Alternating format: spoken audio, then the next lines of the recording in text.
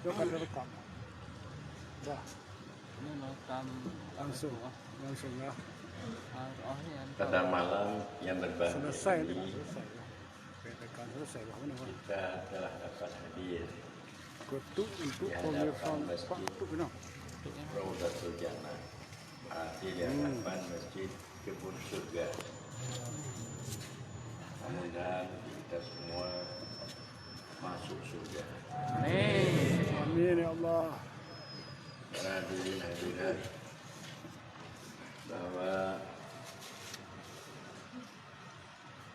hadiah bersama kita yaitu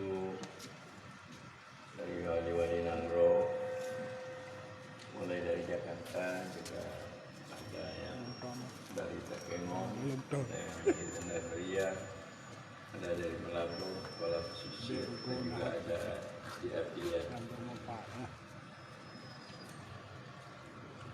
Yaitu hadir untuk dapat bersama-sama memperjuangkan dan menyiarkan ajaran tasawuf Turki. Para hadirin hadirat, sebagaimana juga saya telah sampaikan berulang-ulang, 16 tahun atau 17 tahun saya berulang-ulang ke Banda Aceh setiap bulan. Jadi hanya pada waktu tsunami hanya 2 bulan yang tidak hadir, tapi waktu konflik saya tetap hadir. Kadang-kadang di Banda Aceh pada waktu itu sepi karena konflik, tapi saya hadir. Saya juga menyampaikan ajaran pada waktu itu saya sampaikan berpindah-pindah, kadang-kadang kampung ke kampung, karena pada waktu itu saya belum kenal dengan teman-teman yang dapat membawa saya masuk ke kota. Cuma ada pada waktu itu teman Abdul Yasin, tapi dia mempergunakan saya untuk kepentingan politik.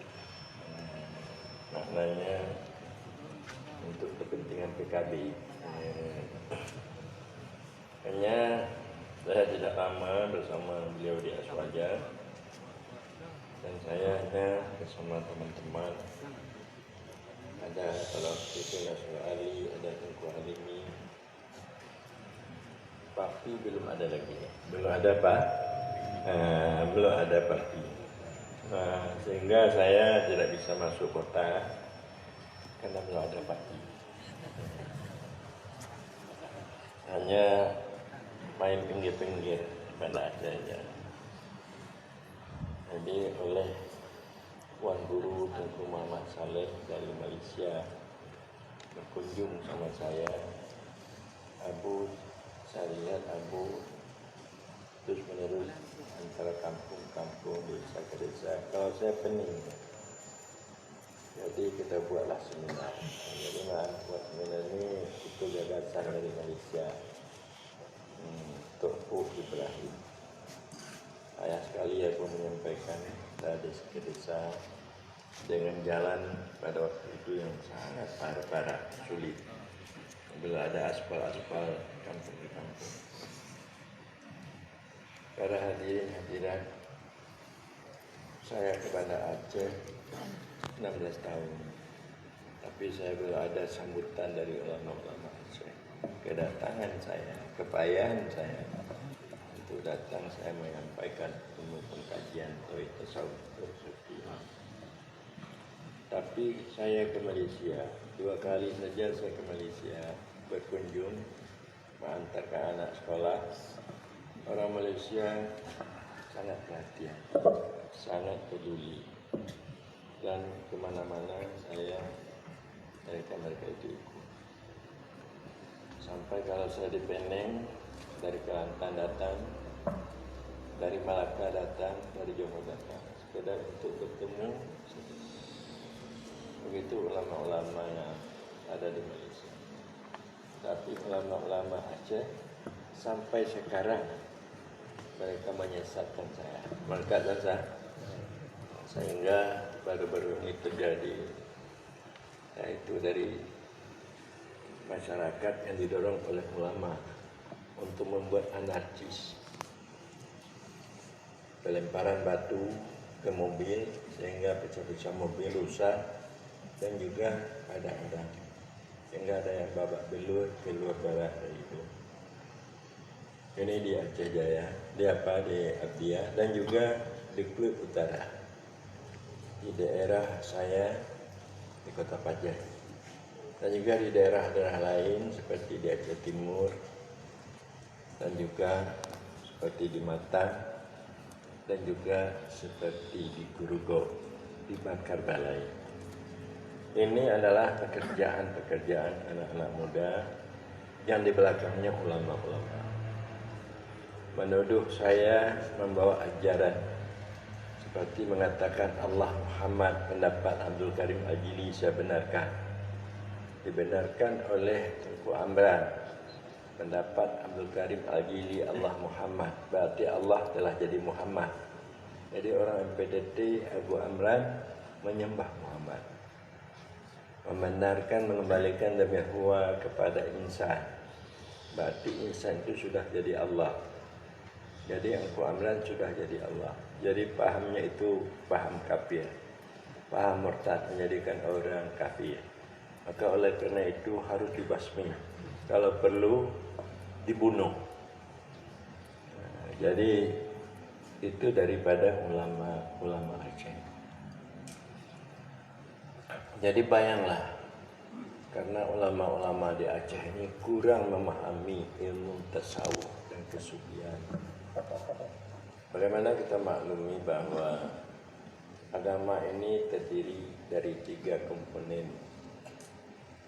Ini ketiganya ini harus sekaligus, harus ada satu paket.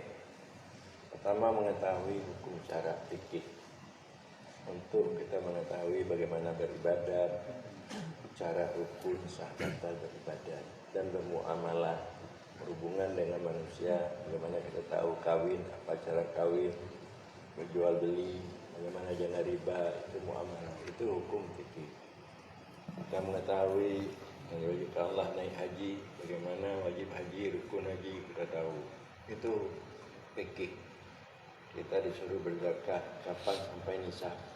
Untuk zakat kerbau, untuk zakat kambing, berapa yang harus kita keluarkan, juga ada zakat perniagaan, itu hukum fikih. Makanya kedua adalah akidah. Kita berakidah Ahlussunnah. Kita harus tahu sifat Allah, Allah dan sifatnya, yang wajib, yang mustahil, yang harus. Nabi dan sifatnya, yang wajib, yang mustahil, yang harus. Dan apa yang disampaikan oleh Nabi yang gaib-gaib, ada surga, ada neraka. Nanti kita kalau tidak masuk surga, masuk neraka. Menurut iman dan amal yang kita lakukan di dunia ini. Dan kita harus tahu ihsan. Anta'budallah ka'annaka tarah. Engkau menyembah Allah seolah-olah engkau melihat Allah.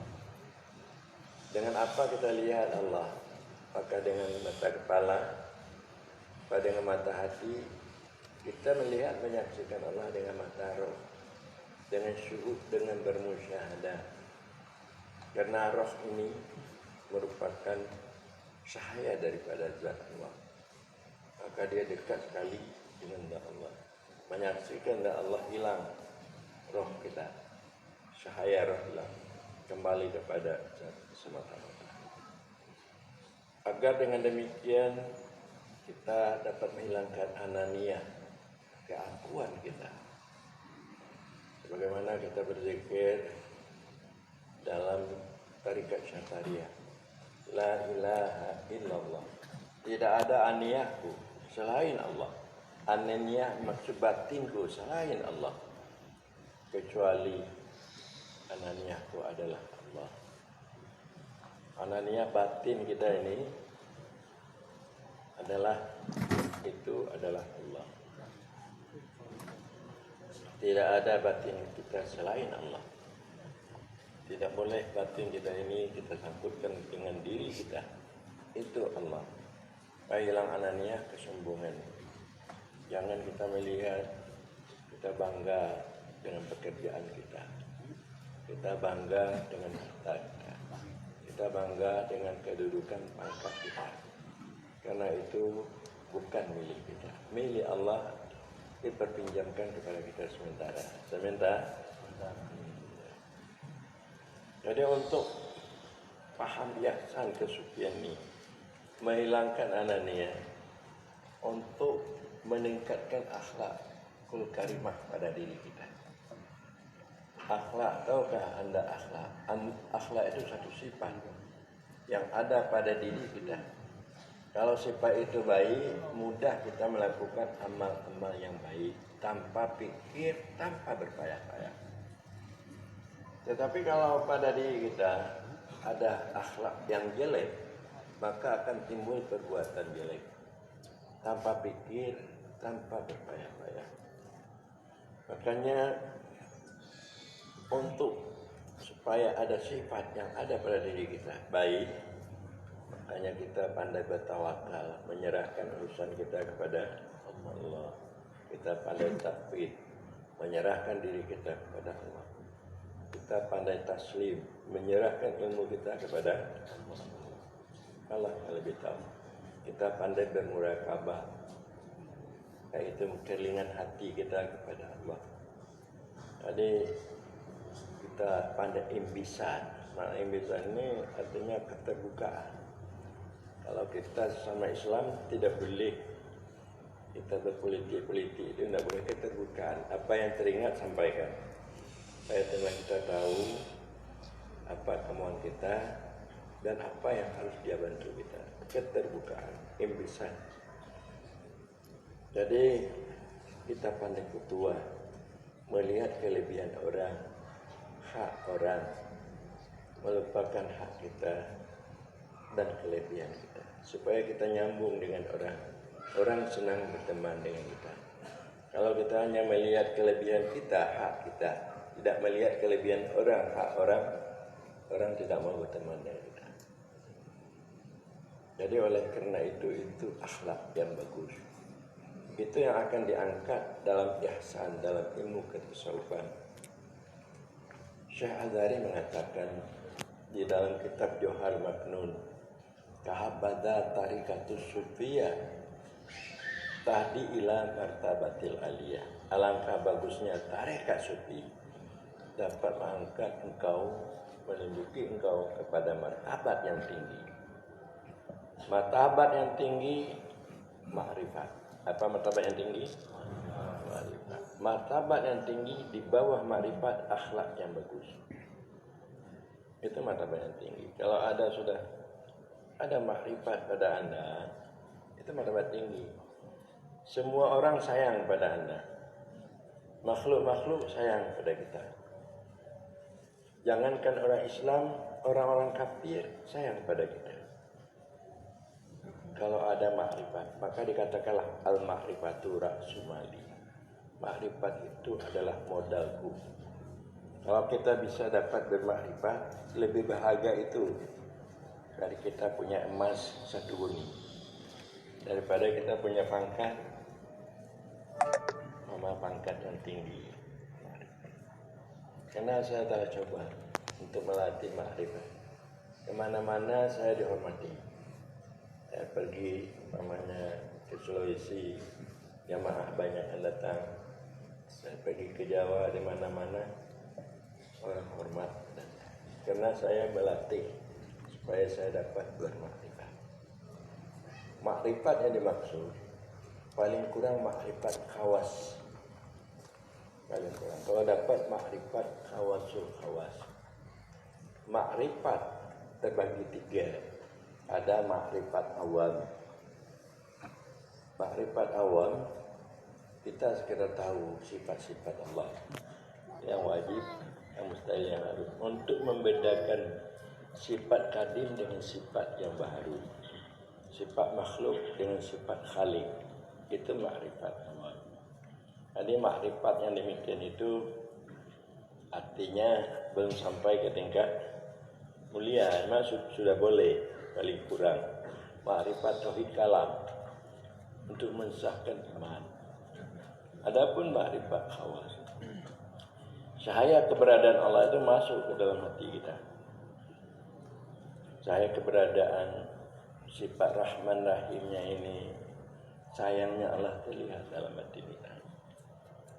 Dengan Allah yaitu telah mengadakan nikmat pada kita, nikmat ijad, nikmat imdad, nikmat mengadakan, nikmat membantu kita ada, memberikan makanan, memberikan kesehatan, ini nikmat imdad, memberikan segala macam hidup kita, memberikan istri, memberikan suami, itu nikmat apa bukan? Betul. Kasih sayang Allah. Jadi terlihat kasih sayang Allah pada batin kita. Jadi kita tidak perlu mencari Allah dengan dalil lagi, karena cahayanya itu sudah masuk.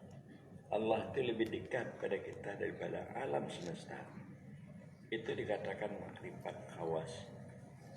Kalau Anda dapat seperti itu, insya Allah Anda sudah sudah mulia di mana-mana. Rezeki Anda akan mudah datang, dan sekalian orang sayang pada Anda. Kalau dapat Anda bermakrifat khawasul khawas, itu yang paling tinggi. Ini yang diajarkan oleh Sufi. Makrifat khawasul khawas. Tidak terlihat keberadaan alam makhluk ini. Makhluk ini, alam ini seperti fata morgana, tidak mempunyai wujud dalam pandangan Anda, termasuk diri Anda. Hanya Allah semata-mata yang ada di dalam batin Anda. Itu tinggi lagi. Makanya inilah yang diajarkan di dalam ilmu ketasawufan kesufian, di dalam kategori ihsan. Anta'budallah ka'annaka wa ilam takun tarah fa'inahu. Jadi makrifat tinggi ini tidak kita peroleh. Untuk mendapatkannya sekadar kita belajar Minhajul Abidin, sekadar kita belajar umpama Murakyun Budiah, itu bisa dapat. Kita harus menambah ilmu kesopan kita supaya kita dapat belajar ya Ulumuddin secara keseluruhan, supaya kita dapat belajar insan kamil, memahami betul makiyah. Ini tidak boleh NPU hanya insan kamil kok makannya, bukan insan kamil tidak kagakan Allah Muhammad kaji tu Allah yang kaji Muhammad. Dia tidak tahu wujud Allah itu ada pada Muhammad. Itu maknanya Allah Muhammad, wujud Allah itu ada pada Muhammad. Makna wujud perbuatan. Perbuatan Allah pun nabak Muhammad. Bak tanya. Sih. Bakina, karena Allah yang puji tanya. Tanyanya kan perbuatan Allah, makanan tanyanya.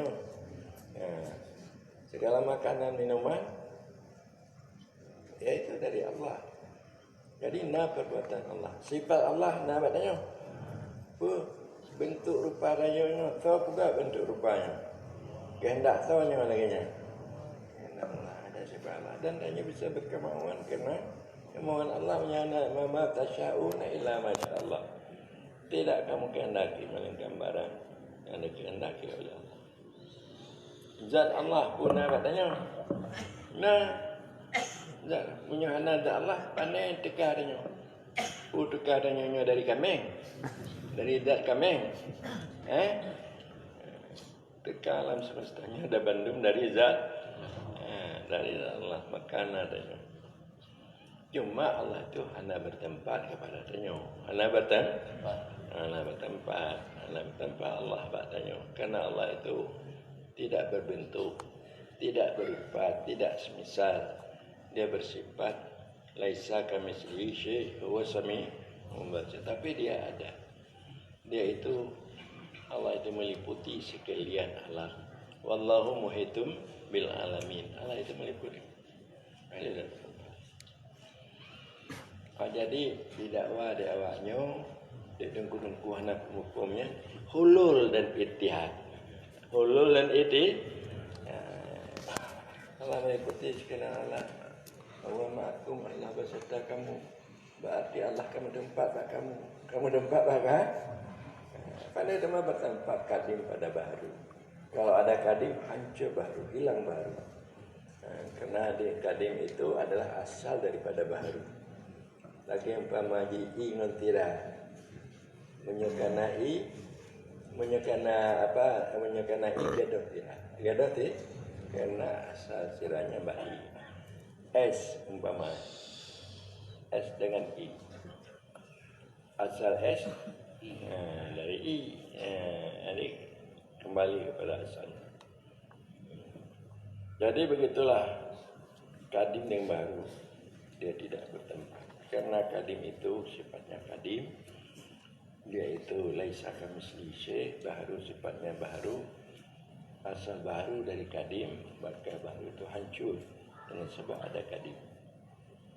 Jadi pemahamannya di dalam kitab sufi yang raya-raya yang menyampaikan dan yang cukup Minhajul Abidin itu hanya ada paham.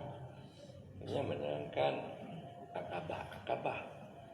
Artinya tempat-tempat yang harus terlalui untuk dapat hanya beribadah baik.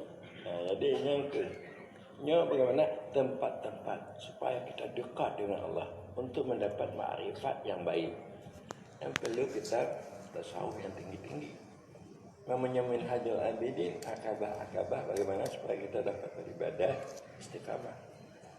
Jadi kalau kita supaya kita bisa dekat dengan Allah, bisa udur hati kita, bisa tidak terlihat selain Allah.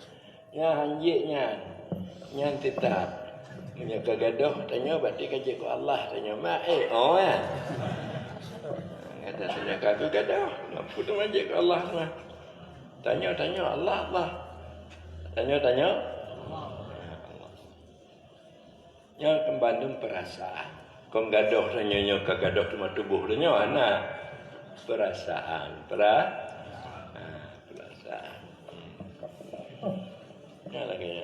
Yang kemakna dalam Al-Quran bahwa innamal mu'minuna alladzina idza dzukirallah wajilat qulubuhum. Orang yang beriman itu bila mana diingat Allah, dzikirallah, diingatkan akan Allah, gemetar hati mereka. Gemetar hati perasaan nak gadoh juga hati perasaan kon tubuh juga doh. Yang mana yang kamu pergi gadoh maknanya nyoba ya anak gadoh. Jadi karena tidak paham mengenai tasawuf dan sufi yang ihsan. Jadi bila mana ihsan ini kita bisa angkat akhlak Aceh ini berubah akhlak yang baik. Baik pemerintah, ulama, penjabat, rumah tangga bisa aman. Karena akhlak itu tinggi sekali nilainya. Karena Nabi diutus untuk memperbaiki akhlak. Innama bu'itsu liutammima makarimah. Kalau dapat pula anda bermakrifat, itu tinggi lagi. Tinggi lagi. Orang yang berakhlak bagus dimudahkan Allah dalam kehidupan. Pamannya hidodanya penghana takuana, tapi dia akhlak benar amanah mama. Tanya nak kemuka. Toke-toke di medannya diputang dia. Ibu, bukan. Ya modal katanya. Ya kan? Terbantu dia. Urung tayang katanya. Bandung galak katanya. Akhlak juga. Yang mudanya kita akhlak je ada je, bagi tu kemenintai lun. Kayaknya. Kau kena peng dah. Kau kena dikaya tak yang kanya. Aku pun kaya Honda tanya-tanya Lipo. Jadi anak itu puji kutuan ji, anak itu puji gaya hawa ji, mak hawa je itu pun. Pokoknya pen le. Mak putim dah minta punya bentuk lagi nya. Nanti orang pangkahan tidak punya akhlak. Jadi inilah yang diciptakan dengan ajaran ihsan tasawuf sufi ini. Supaya meningkat akhlak. Kita bukan krisis mengenai ilmu. Bukan krisis mengenai kalau tak profesor, doktor di Banda Aceh ni di UI ni komplit sekolahnya lepas le profesor. Lebih 30 tahun, kadang mau 2 tahun, kadang lebih. Jadi dalam bidang ilmiah dan tidak krisis. Dia bilang tengku menanci hana krisis. Le petantan, tengku, abu-abu. Dalam bidang ilmiah. Dalam bidang hana cik krisis. Tak kalau jino Bandung rumah lagak hana lupu leto yang kaya dan yang ngati nana. Motor mutabu dan majalah. Ini kan? Tidak. Ini aku beritahu akhlak. Siapa menyapa, hidup berkasih sayang dan ali. Apalagi makrifat. Cinta kepada Allah, dekat kepada Allah. Sehingga tak pegok masjid, masjid lagak. Tapi atau je kosong. Atau je kosong. Dipat-dipat bantuan le masjid. Tapi kecuali di Raudatul Jannah. Amin. Jadi alhamdulillah dinotia agar nampuga bahawa lengkap bisa tamu Banda Acehnya ay katuk kuno upang moraya yang kalau indah tempat gampung kan kena kalau mentudi ngampapi kalau mentudi ngapa oje panai paling-paling lejak umiri Pak umir matai kena ngampapi kata pengoraya Masya Allah. Jadi para hadirin hadirat marilah sama-sama karena lentuan baca dalam ilmu. Lo yakin dah bahawa lo saja aluh bertarikat umur 10 tahun kata mau tarikat. 3 orang pujama. Maka agaknya berdakwah dulu je mursyid. Maulah nak dakwah mursyid. Mursyid. Mana nak dakwah mursyid. Maka agaknya jauh detail. Aku tinggal lu. Lalu berarti mendalami, memahami dan mengamalkan tasawuf dan kesufiannya dibanding awaknya lebih lu.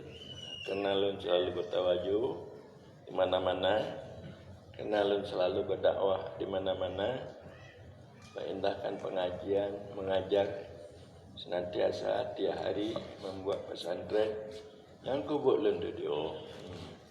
Hanya jauh luar. Jadi asyik dalam bagaimana supaya betul-betul umatnya kembali kepada Allah Subhanahu wa taala. Ma'adaka ratib seribe lah, ratib tadi penggagas ratib seribe. Maknanya ratib sebanyak-banyaknya. Jadi oleh sebagian tengku-tengku ini dihasung murid-murid ji gulawa orang ratib. Betul dengar-dengar lah. Ya Allah. Dibirin tu buat tingkat gulawa nasi dimatang hanya ke. Jadi makanya nyatanya harus kita perjuangkan zikir untuk mendapatkan makrifat. Zikirnya guna haji untuk mendapatkan. Karena zikirnya ada 4 macam kategori. Zikir mahal ghaflah. Tanya berzikir artinya lalai. Kata la ilaha illallah. Tapi artinya gede. Artinya rumahnya. Tapi hanya meratib yang zikir mahal ghaflah. Lalai. Kedua, zikir ma'al yakdah. Zikir serta terbangun hati. Lengat serangnya berzikirnya, orang yang puji lu, orang yang pudip lu, orang yang pemati lu. Jadi, katanya Allah. Yakdah terbangun hati. Yang kaget betul. Zikir ma'al hudur. Jadi, zikir ma'al hudur, tanya berzikir yang lain, anak dengar. Kerana Allah tu hadir, dekat dengan dia. Maka yang lain itu jauh, tidak teringat. Yang kamu mulai meningkat. Kamu mulai tasawuf namanya. Zikir ma'al ghaibah. Zikir hilang lainnya. Diri tanya hilang. yang zikir orang sufi, yang zikir untuk bermakrifat. Ada menyodom berzikir, anak tengok lain-lain, doa anak tengok, nyondon akan mendapat cahaya makrifat. Yang keguna ulun gagas tertib seribe, kena lembaga tulu, letak cantui, letak jah. Ya tulu lah cantui bu, anak le mentong tikulah, le mentong PNS, mentong PN, payah bu. Jadi menyukai buka tertib seribe, walaupun PNS tak kah, walaupun yang kadang-kadang yang pasti, kadang-kadang urung jalanan, orang-orang yang yang duduk itu di padle itu, bak warung-warung macam, yang ada pakaian timnya, berarti anak payahnya diberikan jalan yang mudah untuk mendapatkan makrifat. Ini yang guna ratib seribe. Yang lucu waktu kamu di Batam, kamu meratib pengayum-pengayum, pengamen menggitar je kan mati. Dah. Ya kamu mati, je menggitar pengamen-pengamen. Kamu tu mepeng, kapis sebempang tu mepeng. Ya kamu di Batam kan Nanggro anu kita kan Nanggro metropolitan segala jenis hurungnya. Kamu mati lapangannya. Jadi pengamen ramai memang. Kahayir 5 baik 5. La ilallah. Kau dah pengen. Jadi menanci di Manado Manado nak dikata di Belang je. Di Belang, Manado. Jadi awak Kristen yang galak je, tangkaji melagu. Angkanya awaknya waktu di kula waktu semayang kamu lagu-lagu je. Alhamdulillah. Kamu ada rumah je.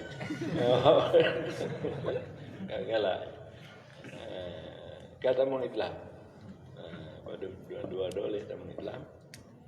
Seorang pun enggak dua macam.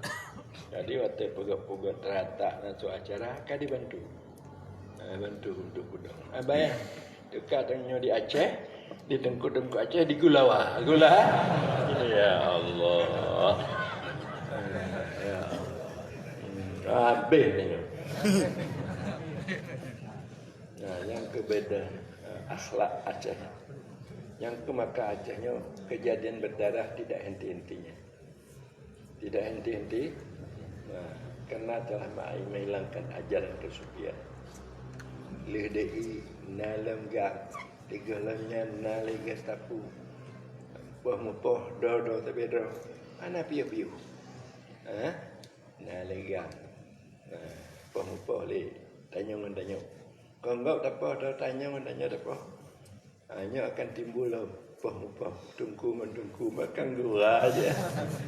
Yang kemakannya kepada Bapak Cipango, Ketua PW Aceh, supaya menciptakan aman, damai, supaya Acehnya kembali berjaya dengan memperjuangkan tauhid tasawuf, tauhid sufi, kerja ajaran biasa. Ada demikianlah para hadirin hadirat sekalian, makanya tanya tamu atib, nyegah kepada Wali Nanggro Jakarta, kita persilakan dengan